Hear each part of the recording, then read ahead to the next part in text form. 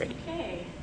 Well, I'm here today doing my presentation from Point Loma in an empty classroom. This is probably the weirdest experience I've had in teaching. This is probably how Mr. Rogers feels every single day.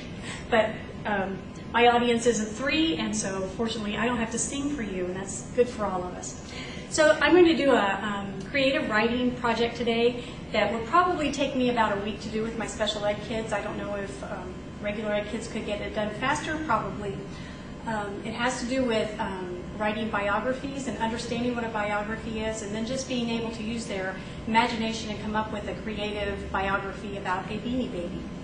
So to start with, the standards for this lesson are geared for 3rd grade to write a clear and coherent paragraph that develops a central idea. And the technology standard is technology operations and concepts. Students understand and use technology systems. So in this project, there are several places they get to be exposed and use technology. The anticipatory set, we would start by reading a biography. Okay, you can go to, Dan, I did it wrong. You got it. Yep. Okay, so. Yep. No, you got it. Okay. Yeah, that's right. All right. So this place called Bio for Kids, you can go to. First, you go to biography.com and then go to Bio for Kids, and then you can choose from a slew of people. President Obama happens to come up first, and he has quite a lengthy biography. So what I probably would do with this is either choose a really good reader. In special ed, we do have those. Sometimes they can't comprehend, but they're really good readers. So I might have them read it for us. I might read it and then just stop and let the kids finish the next 2 words that come in the sentence. Or I might jigsaw this and then have the students come up with what they learned, what kind of information they got out of this biography. Okay. Whoops. We're going to go back to this. Okay. After we did that, I downloaded from EduPlace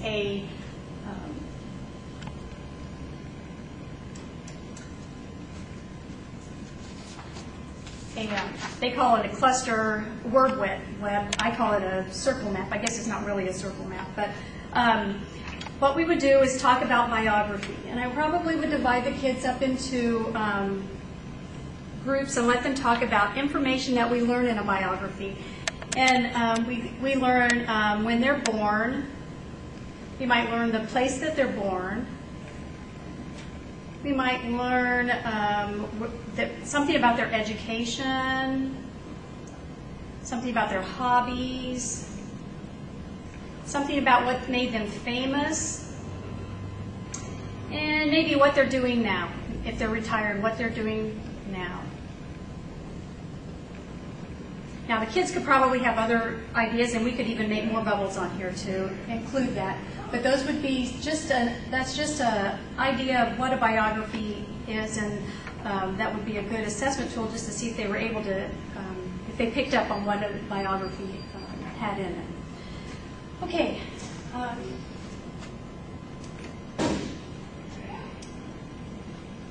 So after we filled out the bubble map with the information that we learned about biographies, I would introduce my Beanie Baby bag. This is my Beanie Baby bag. I have all these Beanie Babies. My grandchildren are upset every time they come over and play with these, and I don't let them take them home. But now they've got until they don't ask because they know that they're for my classroom. So they just play. Okay, so I'm going to pick the ostrich and kind of walk you through what I would do, how I would model this. Okay, first I would come up with a graphic organizer.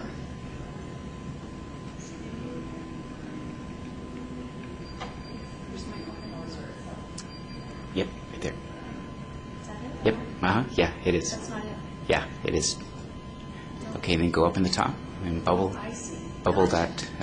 Keep going to the left. Bubble us. There we go. I'm a little technology challenged when it comes to going back and forth. Okay. That's all right. All right.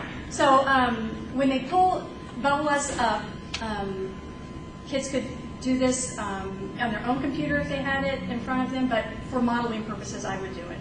And then I would show them what it is in the biography that I want them to focus on in their story. So I would have to name my Beanie Baby. I would have to give my Beanie Baby a place and a time to be born, any siblings, something about my Beanie Baby's family, something about his or her parents, maybe something they instilled in them, favorite hobbies, education, how he or she became famous, and what they're doing today. Those would be the things that I want my kids to go put into a paragraph. If you had kids that were a little bit older or not special ed, they might be able to turn these into paragraphs. Maybe this could be a paragraph, and then the green could be a paragraph, and then the last one, the conclusion, could be a paragraph. You could make this a much longer thing, but since I geared it for 3rd grade and the standard is just a paragraph, that's why I wrote just a paragraph holding this information. Okay. Whoops. Okay, so I came up with my character. I named my character Olive Ostrich. She was born 9/21/1997, and actually I think if the tag is on the Beanie Baby, the date is on there that it was manufactured or whatever. Date of birth, actually, it says September 21st, 1997. So they can get that right off of there if the tag is still on it. Siblings, I gave her 2 brothers and 3 sisters. I said her parents encouraged her to do her best and never give up. Some of her favorite hobbies. I happen to know that ostriches have strong legs, so I gave her something like kickboxing, soccer, and running on the beach. Your kids can be as silly with this as you want. Also, if you had kids that are a little bit more advanced, you could have them do some research on their animal and incorporate that into their biography too. And that takes a little bit higher level thinking skill. I said that she got her education from the Birds of a Feather High School and Aviary University, and she majored in PE. And actually, I think in the biography I changed that to something else, but that's okay. She became famous by rescuing a drowning child, and what she's doing today is she lives in a retirement nest, and she sips green tea and likes bubble baths and pedicures at the spa. Okay, so here is my paragraph, and the kids will see how I took that information from my graphic organizer and I expanded the thought and wrote it into a sentence, so I'll read this for you. Olive Ostrich was born in a small nest located in Orlando, Florida on September 21st, 1997. She was born to a family of 2 brothers and 3 sisters. Her parents always encouraged Olive to do her best and never give up. Olive graduated from Birds of a Feather High School. She continued her education at Aviary University, where she graduated with a degree in rock collecting. Olive's favorite hobbies include kickboxing, soccer, and running on the beach. She became famous when she rescued a drowning child while out for her daily run. Today, Olive lives in a retirement nest where she enjoys sipping green tea while taking bubble baths and getting pedicures at the local spa. So the kids can see you can be as outrageous as you want, or you can be, an ostrich might go running. And that's a pretty common thing for them to do, but you can just use their imaginations and take it into something fun. So now the kids are going to take their paragraphs and put them into a PowerPoint presentation. So I already have a slide full of the pictures of the Beanie Babies along with the blank that they can type their paragraph into. And on this, for my special ed kids, I may have them dictate while someone reads for them, or have them type a sentence and an aide finish typing it with them. Typing is not a skill that special ed kids get, especially in the 3rd grade, so we would have to probably do a little bit of adapting for that. And then we would put it on the page with our picture. Okay. So then for guided practice, I would again go to the graphic organizer. I'm not going to go to that, but it's the same on bubbles.com. I would go to that graphic organizer, and we would come up with some information about this penguin. With that graphic organizer, then, we would write a paragraph as a class. I would probably have the kids work in pairs to make sentences for each of the biography bubbles from the graphic organizer. That way everybody gets to participate, and again, as kind of a quick assessment to see if they're getting what it is that you're trying to get across, or whether you need to reteach any part of that. So then we would copy the picture and the paragraph to the slide, and we would put the paragraph over here. All right. Now comes time for independent practice. So all of the kids would choose a Beanie Baby. I would probably have to borrow or beg or get some more, because I probably wouldn't be enough for my class. But or two kids could share one. They could even write this together if they wanted, if you wanted to make it be a collaborative project. They choose a Beanie Baby and they have to name it. Then they fill in a graphic organizer with the biographical information. In the past, when I've used graphic organizers for this purpose, I have just printed the graphic organizer off and let them write on it. That way they can put the information and it's right in front of them. If they each had computers, ideally, they could just leave it up there, but that doesn't happen at our school. Then they would write a paragraph from their organizer.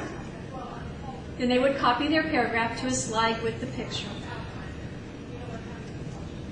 Okay, closure. We would have the students read paragraphs in small groups. Again, this project would take my group probably a week, maybe a week and a half to complete, just because I only have them for a short amount of time, and they're not very fast when it comes to writing and producing work. Then we would print out the paragraphs to display in the room. They love to see their work up. And then create a PowerPoint presentation to play for parents, administrators, teachers, etc. It's great for open house at the end of the year, too. Then, in order to grade the paragraphs, I found a place that I could go to get an assessment rubric. It is teachnology.com. I didn't keep my thing. So it's on the next tab. Oh, this one? Yeah. Sorry, guys. Okay, I knew I filled one out. So you just go down, up here, you click on what you want. I wanted a rubric, and I wanted in language arts. And it gave me a menu, and I chose that I wanted to do a paragraph rubric. So I put my school in, title of my rubric, and my name, and then I can choose a picture, and then I say generate. And it gives me a rubric that I can use. Now, not all of this would be applicable maybe to this paragraph, like supporting detailed sentences. There might not be too many of those, or elaborating on detailed sentences. There's probably not going to be a lot of this, well, supporting detail maybe, but not elaborating. So I would just mark that off and just grade them using the other, on the mechanics, the legibility, and the main idea. Because those are that's mainly what I want them to be able to do in their paragraph. Okay, and so then that would be it. Any questions? If so, post them on the thread. There you go. I'll be glad to answer. So, all right, Donna, thank you so much. Nicely done.